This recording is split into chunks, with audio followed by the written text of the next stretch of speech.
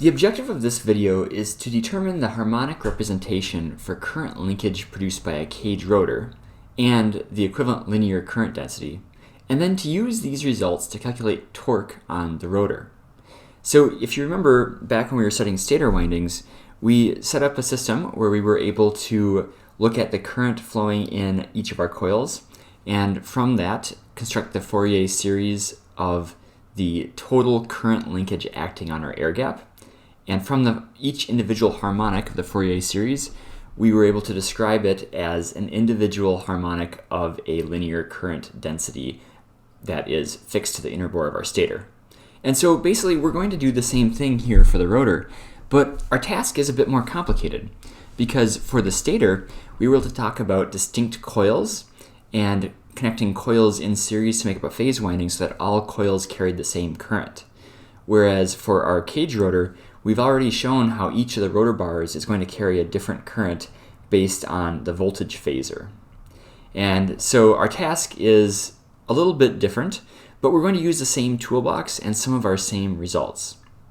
So again, our objective here is first to determine the harmonic representation for the current linkage and the corresponding equivalent linear current density, and then second, to use these results to calculate torque.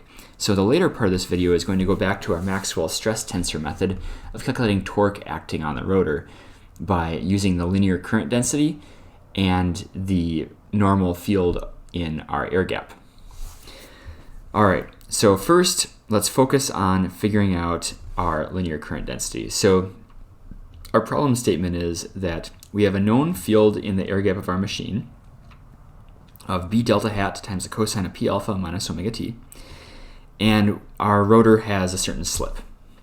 So given these conditions, what is our harmonic representation for our current linkage? And so you notice that I'm writing this with a subscript VR instead of just V. So normally we've been using V as our harmonic index. I'm using VR to clarify that our stator, we're talking about a field in the air gap of harmonic P, but our rotor might have a different harmonic that it is creating, which is separate, which is caused by our air gap field, harmonic P, but the rotor harmonic might be at a different index. So to try to keep track of things, we'll reserve V for air gap quantities created by the stator, whereas we'll use VR for air gap quantities created by the rotor. And so again, N is equal to VR times P, just like we'd have N equal to V times P. Okay, and so once we've got this, we want to know what is the linear current density that's on the surface of our rotor. And really, we're going to be interested in the fundamental component of it because that is what creates our net torque. That is what creates our dominant torque component. So we're going to start our analysis with the following observation.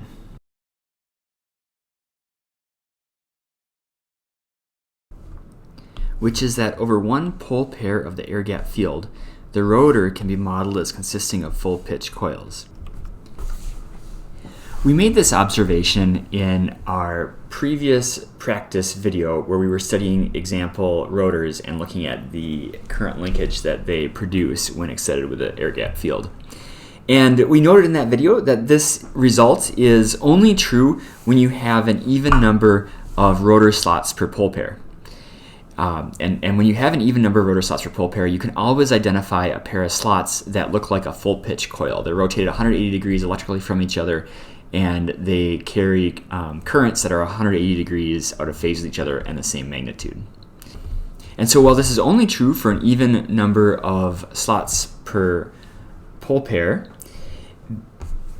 the analysis and the results that we're going to derive by making this observation can be shown to be more generally applicable to even an odd number of slots per pole pair.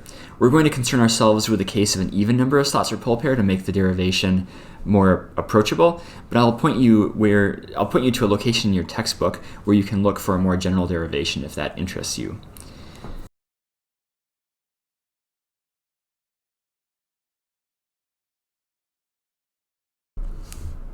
And to say this in more precise mathematical terminology, we can determine the current for a given rotor bar from our phasor analysis that we've developed over the last couple of videos. And so this is the expression that we've come up with for this. And then we can find a return coil side, which is just another rotor bar, that is going to be located 180 degrees electrically away, and it's going to carry the same magnitude current. All rotor bars carry the same magnitude current, but it's going to be 180 degrees out of phase. And so that is what makes it look like a rotor bar. So, a coil. And so let me draw a picture of a rotor over one pole pair to use to develop this further.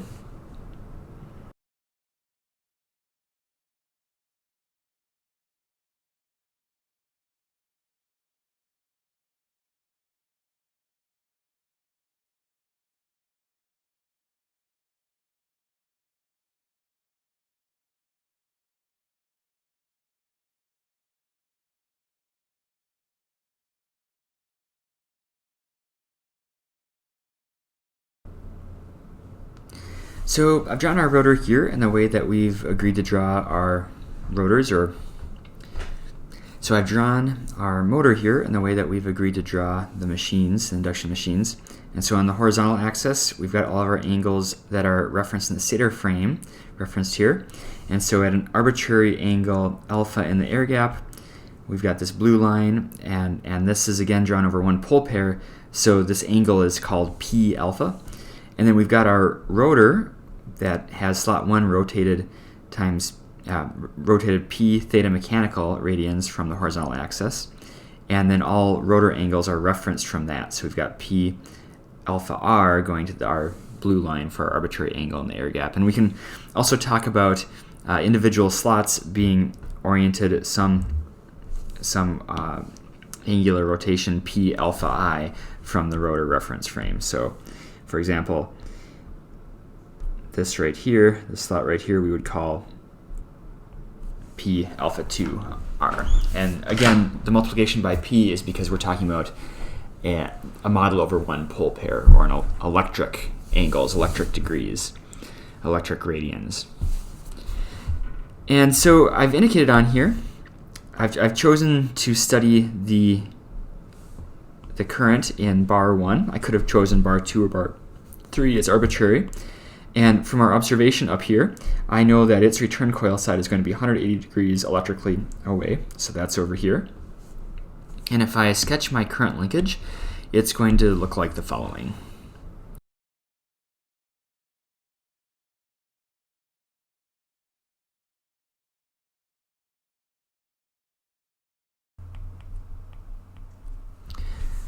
So at some time t, we've got the current magnitude IRI of t. So I'm drawing this for a general slot. Since if we're talking about bar number 1, this would be IR1 of time. And it's a full pitch coil, so that means that we're going to have a positive peak of IR1 divided by 2, full pitch coil with only one turn in series, and a negative peak of IRI by 2. And then we can write an expression for the angular location of each of these coil sides.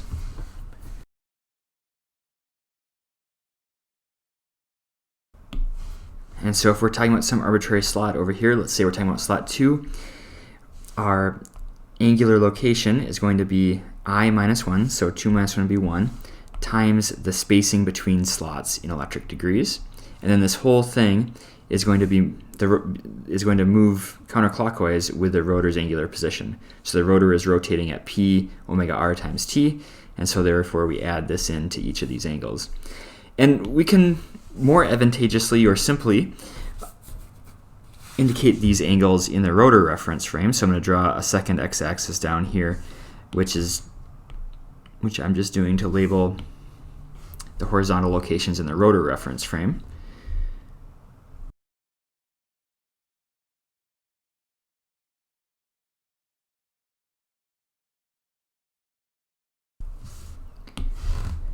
And our rotor reference frame is again P alpha, so it's P alpha minus P omega r times T.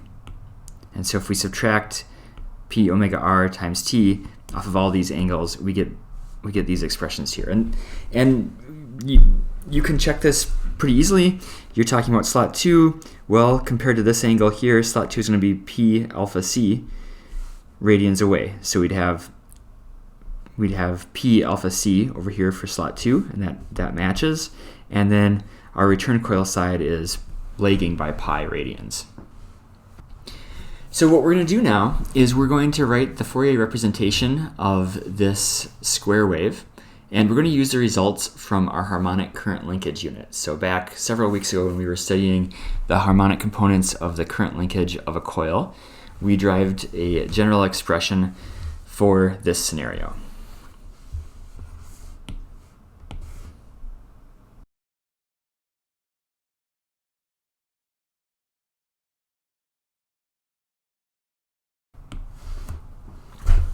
And this scenario was that we had a coil of a variable pitch. The coil pitch was actually gamma in this case. And the coil had an axis, which is located some angle alpha ci off of horizontal. And we were able to then construct this Fourier series representation, where it's the real part of 4 by n times pi. And in this case, n is the harmonic index of the mechanical angle. Times this quantity theta pi, and theta pi was zq, so the number of series turns in the coil, times the coil terminal current divided by 2. And so for us, the number of series turns is 1. The coil terminal current is going to be our IRI of t that we're talking about up here. And our coil pitch is going to be pi radians electrically. So we're going to use n as equal to VR, and all of these angles are going to end up being at electrical angles. And so if we summarize how we are able to use this, we would come up with the following.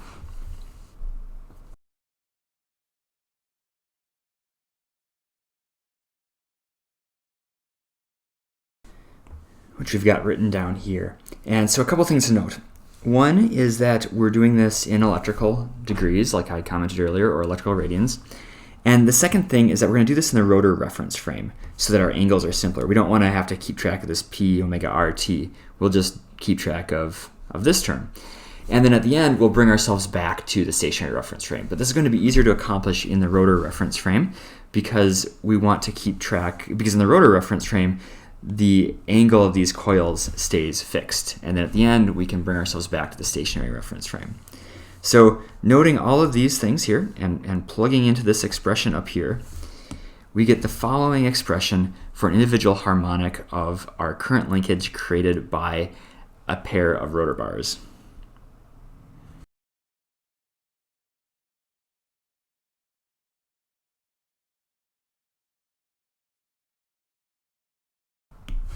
And to get this expression, I have just taken the expression that we have previously derived and plugged in these quantities up here. Now, a crucial point is that this IRI of t is time varying and it depends on the rotor bar that you're discussing. So if you recall from our previous videos, we have come up with the following expression for IRI of t.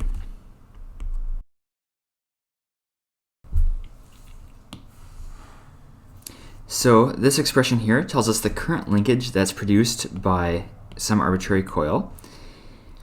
It has a function of alpha. And this expression here tells us the value of current that is acting at that time. Let's go a little further. We're going to plug this into here, and then we're going to rearrange and simplify terms.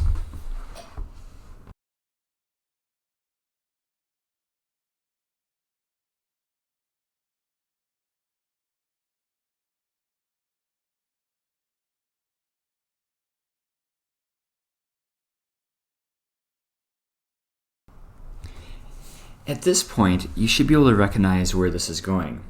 Take a step back and compare this to our derivation for the harmonics in the air gap fields when we look at the cumulative current linkage.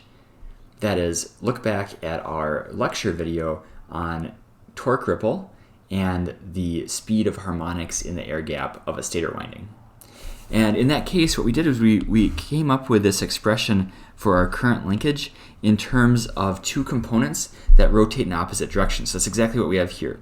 We have one component that's going in the positive direction, the counterclockwise direction, and a second component that is going in the counterclockwise direction. And so that's interesting. This is the current linkage that is created by only a single coil. And ultimately what we need to do is we need to get the current linkage that's created by all the coils summed together.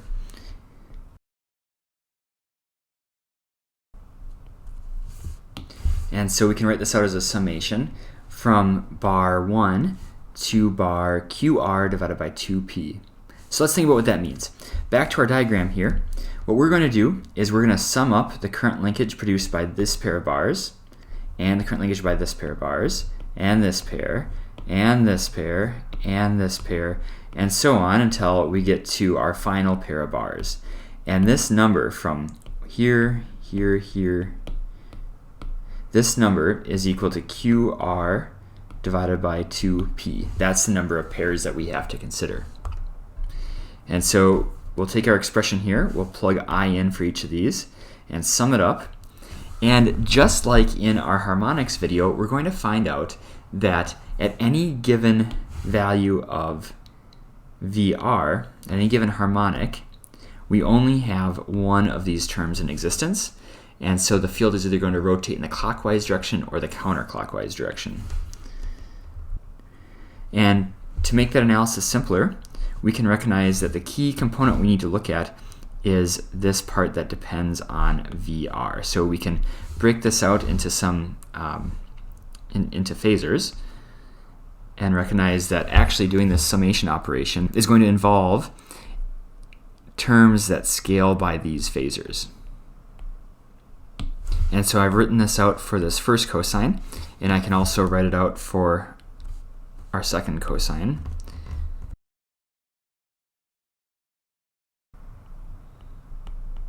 And you'll see that in place of alpha c, I've actually plugged in its definition in terms of the number of slots. And this is, of course, not the full expression for this whole cosine. It's just that everything else that you have this multiplied by can be written out front here. So at the end of the day, we're summing up these components here and then multiplying by some constant that's out front. And we need to make sure, we need to know the conditions for when these components sum to 0 and when they do not sum to 0. And it turns out that you can show that this first term is only non-zero when the following is true.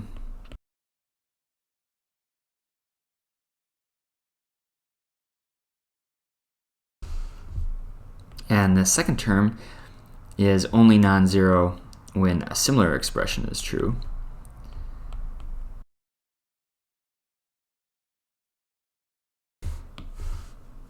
And I should back up 1 second. Before we actually got to this point, we should first note that these expressions are only non-zero when VR is an odd number.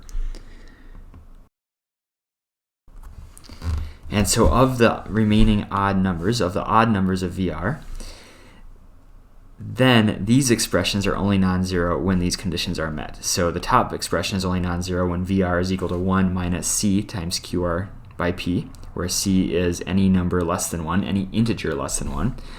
And the bottom term, this term here, is only non-zero when VR is equal to negative 1 plus c times QR by p, where c must be any value greater than 0.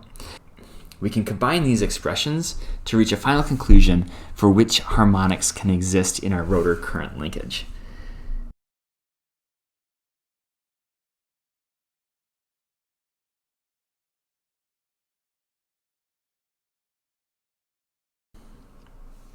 So our conclusion for this is that our rotor current linkage will have harmonics due to an air gap field that has p-pole pairs for VR values equal to 1 plus CQ, C times QR, when C is any integer.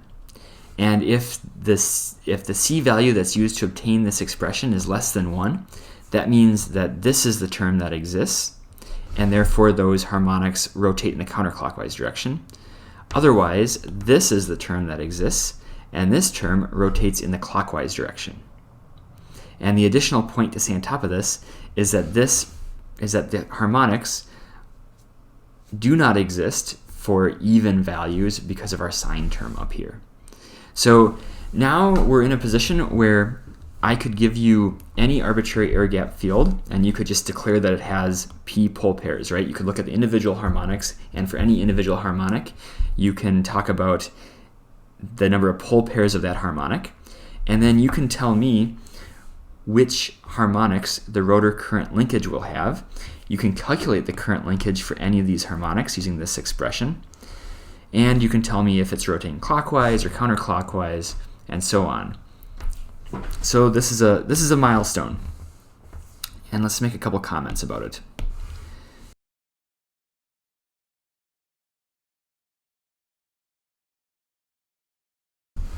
Our first comment is that this entire framework that we constructed here, we constructed it for the assumption that QR by 2P is an integer.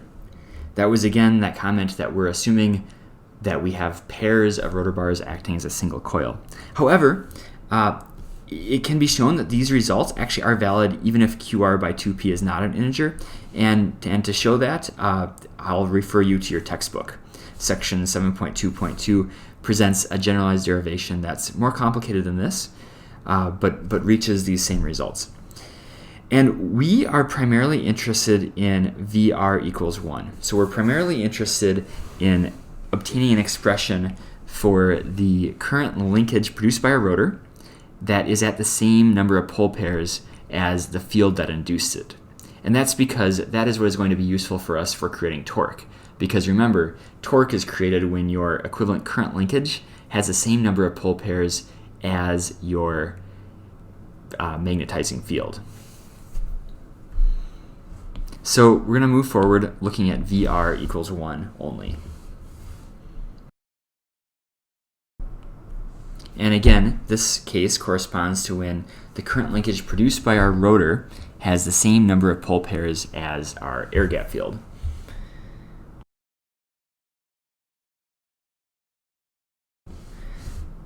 And we can evaluate it as this expression here.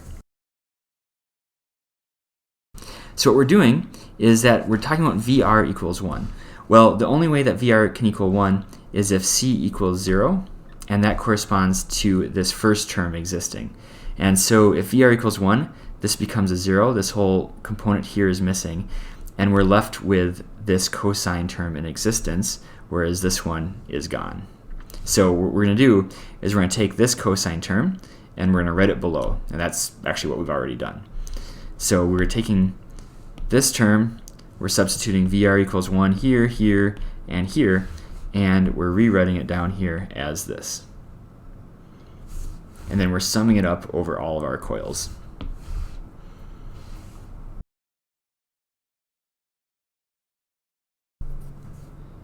Then we get this expression here when we perform the summation, and that's because the summation is actually trivially easy.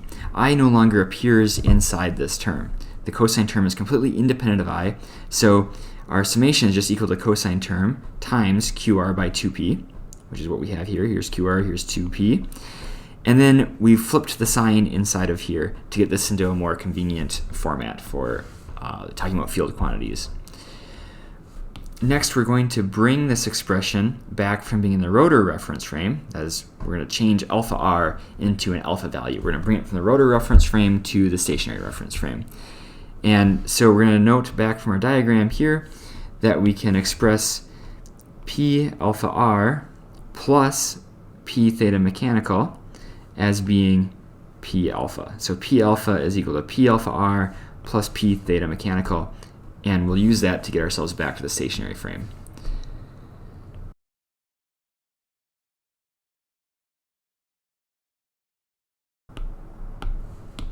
And to do this, we'll write out our expression like we just described. We'll recognize that P theta mechanical is equal to P times omega r times t, so P times the rotor speed times time. And rotor speed is equal to 1 minus s times omega s. This was a observation we made back in the very first video on the induction motor unit. And remember that omega s is equal to omega by p. So we finally get this expression here. If we plug this in, we have this expression for P alpha r. We'll take this and we'll plug it in here, and now we're going to end up getting our final rotor current linkage expression.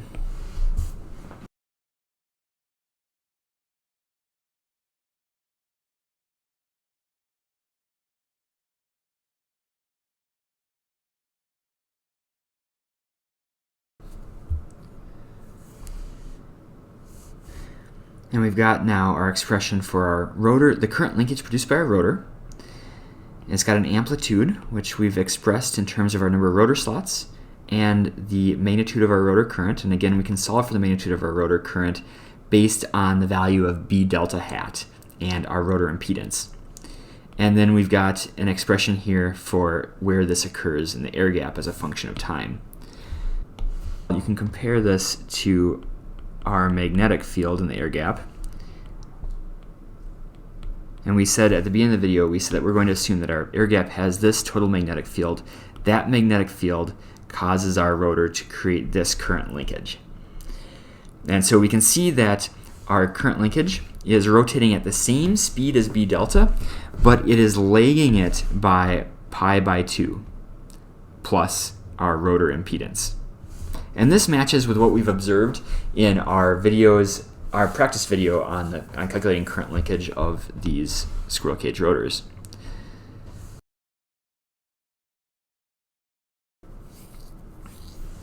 And then we use this expression for the current linkage produced by the rotor to determine the equivalent linear surface current density that is creating it.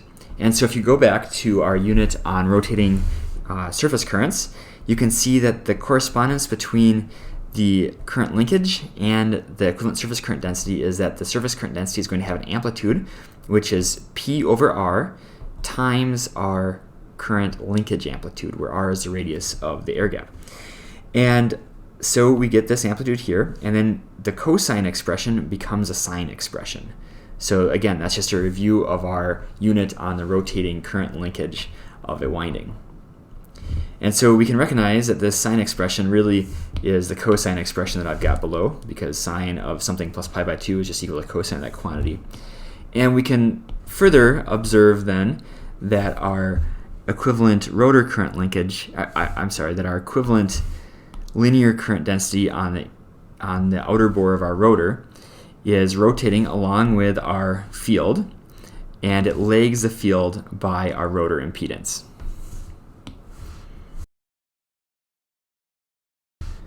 And so if you recall the definition of this zeta r, it's the angle of our rotor impedance. So interesting. We've got a couple fundamental insights here. If you give me a magnetic field in the air gap of the induction machine at a certain location, I can tell you where the current linkage is going to be that's created by the rotor of the induction machine. And I can tell you where the equivalent linear surface current density is going to be on that rotor.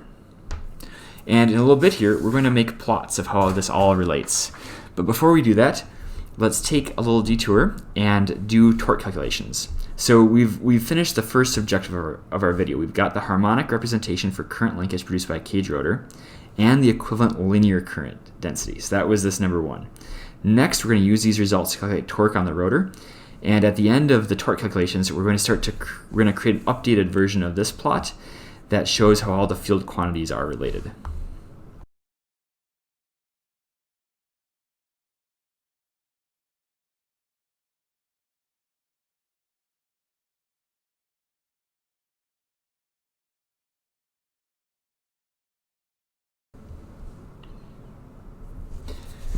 So our torque calculations are going to follow the same approach that we took in our AC machine sizing video.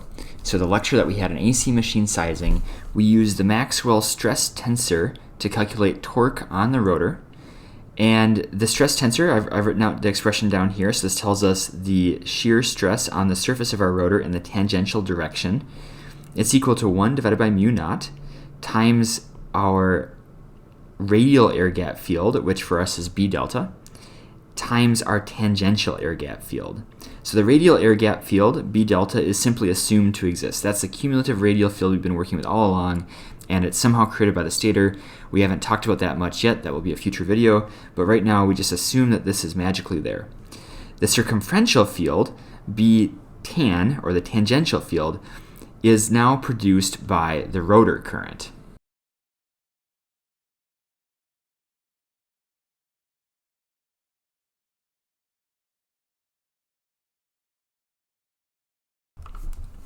So we previously established that when we've got our stator, with a linear surface current density coming out of the page at us, we end up with a tangential field in the air gap that is equal to negative mu naught times that linear current density.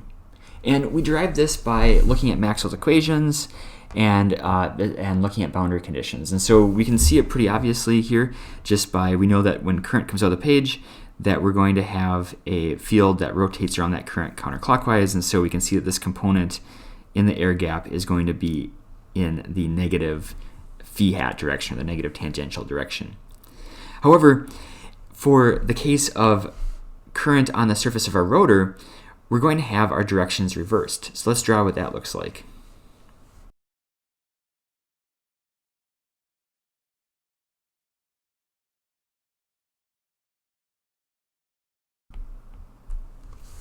So now, in the case of the rotor, our current again creates a field that rotates counterclockwise around it, but now the top portion of that field is in the air gap, which is pointing in the positive circumferential direction, the positive tangential direction. So that means that for our rotor, it will create a tangential field in the air gap that is the opposite sign as our stator's field. So if we summarize the fields that we're going to use for our Maxwell stress tensor, we're going to have, first we're just going to have B delta, like we've been talking about so far. That's our normal component. And second, we're going to have that tangential field.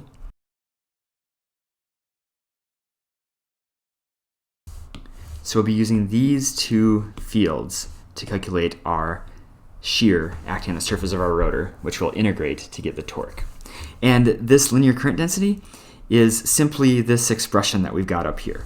So I've just moved it down. That's linear current density that is created on the inner bore of our rotor due to this field. So in other words, we've got this field in the air gap of our machine. It links the rotor. Current flows in the cage rotor that has this linear current density, and that results in this tangential field right at the surface of our rotor. And we can use that with our Maxwell stress tensor to get the total torque. And so now it's just a matter of crunching the numbers and doing the math. So we'll do the math in the exact same way that we did in our machine design sizing video, which is that we're going to say that torque is equal to the integral of our shear.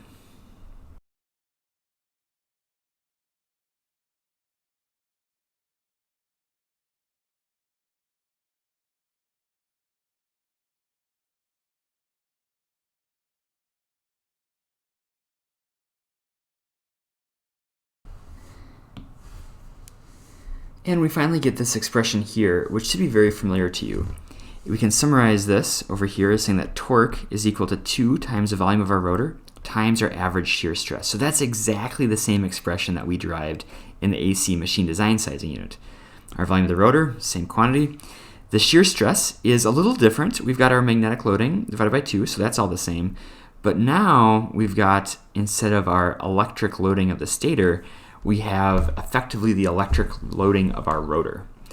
And then this quantity in here, which before we had as a cosine of phi, now we've got as a sine of zeta r plus pi by 2. So it depends upon the impedance of our rotor. And so we can see, to maximize the amount of torque that we're getting per ampere of rotor current, we'd like to have zeta r equals 0, because sine of pi by 2 is equal to 1. And so we can write a few observations here about this.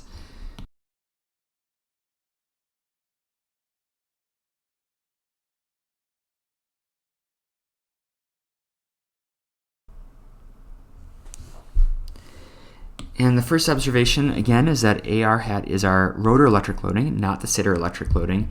And so because of this, it's not extremely useful from a design sizing perspective, because if you remember those tables, table 6.2, 6.3 in your textbook, they give you suggested values for stator electric loading and stator magnetic loading. So in this case, we're talking about the rotor electric loading.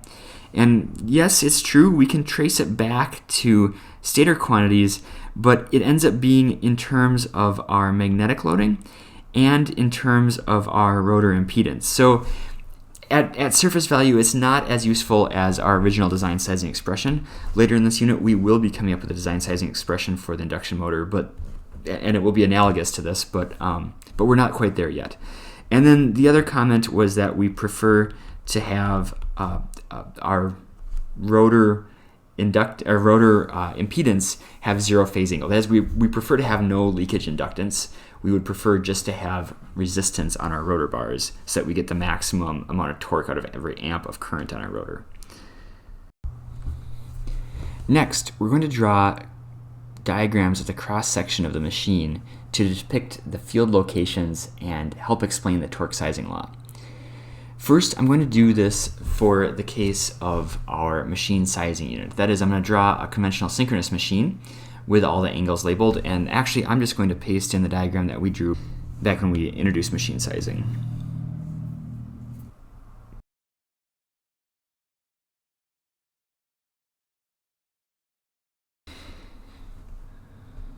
Okay, now we're in a position to make a comparison between the two machine styles and where the fields situate themselves. So first, let's talk through this again, what fields we have in our air gap for our asynchronous machine. Remember that we've got our radial magnetic field located at an angle omega t off the horizontal axis, that our current linkage from our rotor lags that by our rotor impedance plus pi by 2, and the linear surface current density of the rotor lags our magnetic field by simply the rotor impedance, zeta r. And so we've got that drawn here. Here's our radial magnetic field at an angle of omega t. Here we've got our linear current density of our rotor, lagging it by zeta r. And so the angle of our linear current density of our rotor is going to be omega t minus zeta r. So that's the situation that is creating this torque expression up here. Now, remember, for our synchronous machine, we had derived the same torque expression with this cross-section over here. So in this case, our magnetizing field is created by magnets, and the magnets are assumed to be rotated from horizontal by omega t. So that's directly analogous to what we've got for a magnetizing field for the asynchronous machine. It's just that in the case of the synchronous machine, that field is produced by magnets or a field coil, something like that, instead of the stator currents. Now, in the synchronous machine, our linear current density is created by the stator itself as opposed to the rotor. And so you can see we're oriented at an angle alpha off of horizontal, whereas in the asynchronous machine, that linear current density is created by the rotor, and it is actually caused by our magnetizing field. So for us, this linear current density lags the stator magnetic field by the rotor impedance. So it's interesting to see these diagrams. What I'm going to do next is I'm going to redraw these diagrams below, oriented for creating the maximum torque per ampere. And remember, to create the maximum torque per ampere for the rotor, for the asynchronous motor, that means that zeta r should be 0. To create the maximum torque for our synchronous machine, we want to have this angle right here equal to pi by 2. That is, we want to line up this coil side that's going into the page with the north pole of our magnet.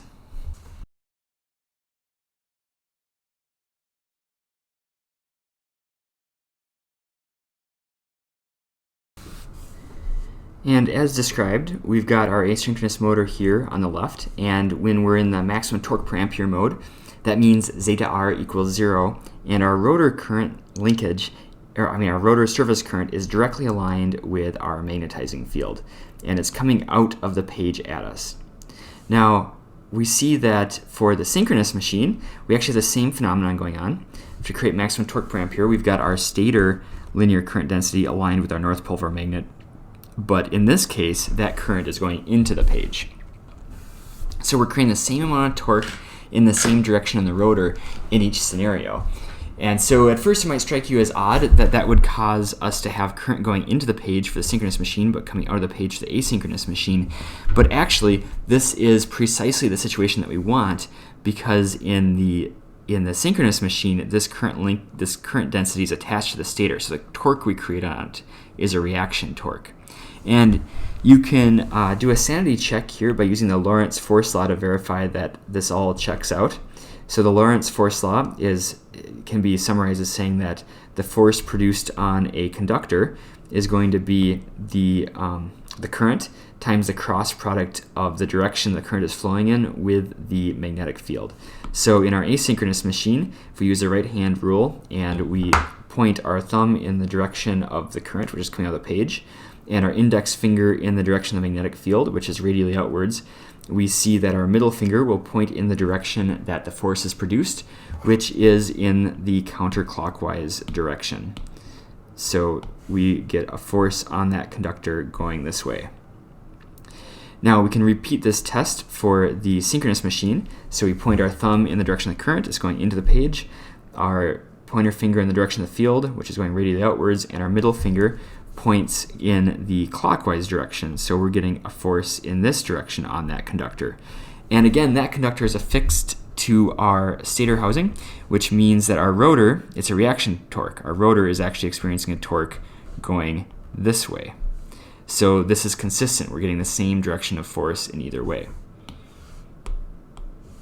One other helpful sanity check is that we can use the Lorentz force law to verify that our current expression, that our current makes sense in the rotor bar that we're seeing. So the relative motion of this, in that case, the EMF is going to be the cross product, the direction EMF is going to be the cross product of the relative velocity of our rotor bar to the magnetic field. So the relative velocity of this rotor bar is going this way. The magnetic field is going outwards, so if we point our thumb in the clockwise direction, our index finger in the direction of the field, our middle finger points up out of the page, and that's the positive terminal of where our EMF is induced. And remember that to get this result, we're assuming that zeta r equals 0. So our rotor impedance is purely resistive, and we'll have a peak current at the location where we have a peak magnetic field. So that is, by following this rule here, we can see that our peak voltage is going to occur at the location of our peak magnetic field in the air gap. So the rotor bar that experiences the peak magnetic field is going to be experiencing a peak voltage coming out of the page. And since zeta r is equal to 0, that rotor bar is also going to be experiencing a peak current. Okay, let's now make several observations based off what we have derived so far.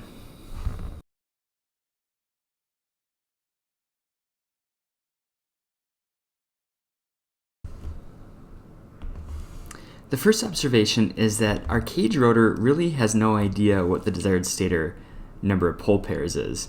So I guess this is kind of an obvious or a silly thing to say.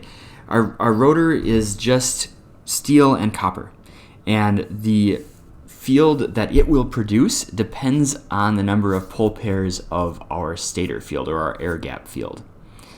And we previously practiced this in a video of examples, but now let's just state it at face value that if you provide your rotor with different harmonics in the air gap, those harmonics will either link the rotor or they will not. And if they link the rotor will respond by creating a field with the same number of poles as that harmonic has, and that will create torque. And so again, we've got this test for if a harmonic will link our rotor. And note that this is harmonic V, not VR. VR is the harmonic index that the rotor produces. And so this torque that results is called an asynchronous torque.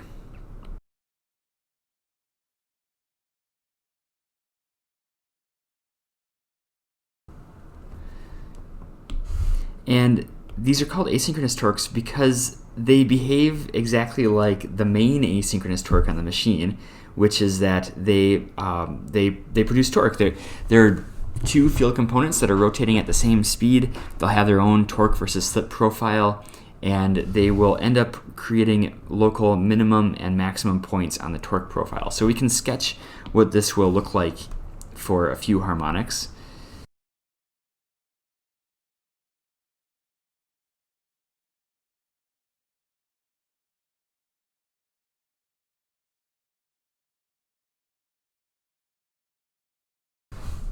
What happens is that if you have, as presented in this example, torque or fields with harmonics V equals 5 and V equals 7 in your air gap, those harmonics travel at a slower speed than the main harmonic of the machine.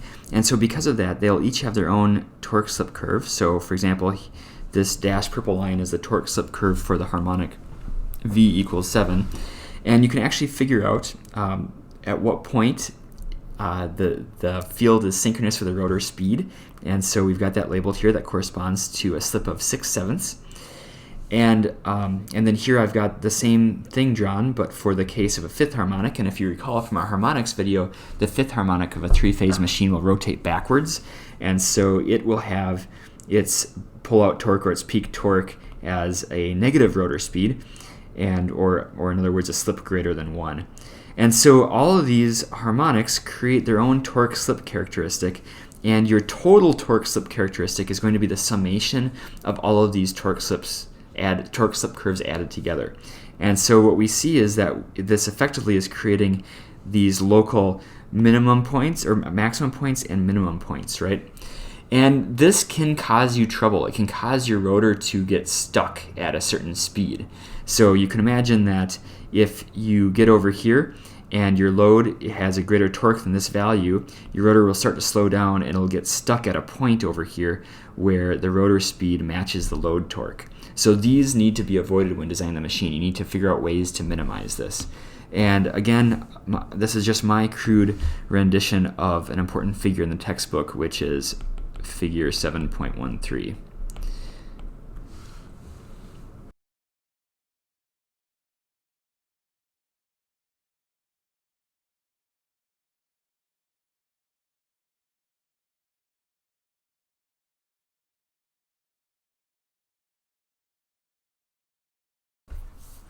Our second observation is that when you have an air gap field at a given harmonic, and for argument's sake, let's just suppose that this is our fundamental component of our air gap field, that can create rotor bar currents that result in current linkage and corresponding linear current density at different harmonics. So remember, the results up here showed us that we can get current linkage in our rotor bars at harmonics of our stator pole pairs, right? That's what this VR is. That's harmonics of our stator pole pairs. And we have conditions here. Actually, it was this right here, the conditions for if we will create a harmonic for if certain harmonics will exist.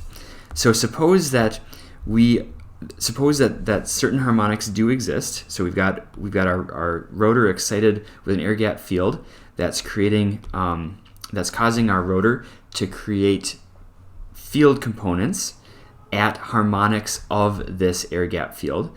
If the air gap field also contains those harmonics,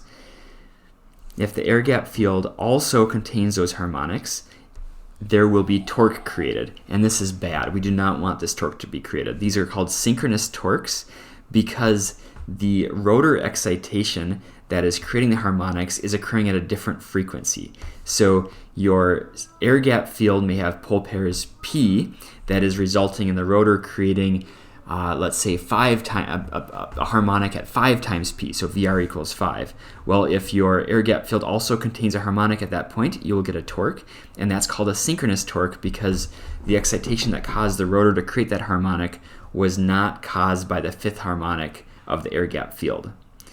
And so this is considered in detail in the textbook in section 7.2.5. And you can think about it as if the rotor actually had magnets that created that number of pole pairs, if that's helpful to you. It's called a synchronous torque because it's created by something other than the air gap field at that frequency. These create torque ripple. So this was actually the cause of torque ripple when we talked about synchronous machines, where your stator field at the harmonics is rotating at a different speed than the rotor field, and so they align and unalign, and that causes torque ripple. So that's obviously a problem.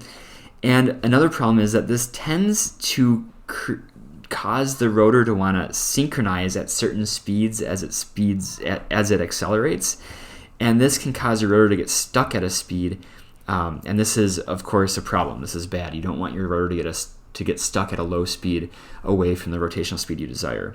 So we can address this issue through our selection of number of slots and poles and phases, but also by skewing our rotor bars. That is, by by having our rotor bar be at an angle in the slot. And we can talk about this in class if you would like some more clarification on what skew means, or I'll refer you to your textbook, which talks in great detail about skewing.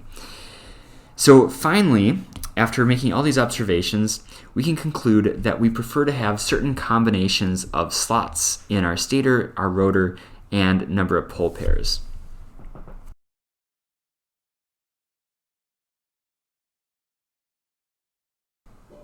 So your textbook presents you with rules of thumb for selecting QS, QR, and P so that you minimize these asynchronous torques and the synchronous torques. And I'll refer you to the textbook. There's very detailed tables that help you select your number of slots given a certain number of pole pairs that you have. So in summary, this video has introduced you to calculating the harmonic representation for current linkage produced by a cage rotor and the equivalent linear current density, and shown you how to use these results to calculate torque on the rotor. We framed this all by assuming that there is a cumulative air gap field, a total field in our air gap of B delta that takes this expression, and a certain slip on our rotor. And from that, we're able to figure out what the rotor current linkage is, what the current linkage produced by the rotor is, and the equivalent linear current density on the rotor. We then showed how we can use that to make torque calculations for how much torque is on our rotor. And we depicted how our air gap fields distribute themselves and our linear current densities as compared to a synchronous machine. And then finally, we made some key observations about what is referred to as asynchronous torques and synchronous torques. And we used those observations to motivate the fact that induction motor design is very highly dependent on the combination of rotor and stator slots and number of pole pairs, and that there are guidelines provided on this in your textbook.